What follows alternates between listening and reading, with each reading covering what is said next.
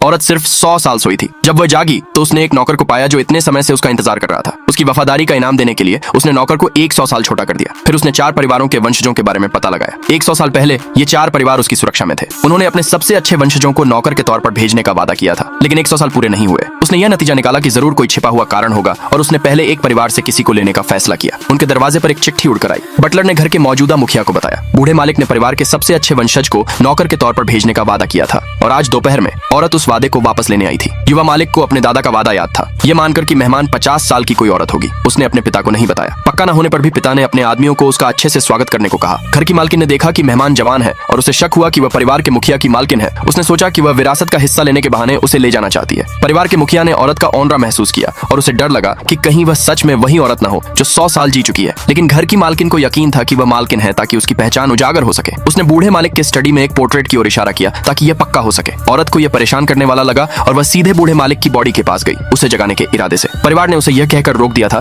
कि बुजुर्ग की बुढ़ापे में मौत हो गई है, उन्हें परेशान न करना ही बेहतर होगा।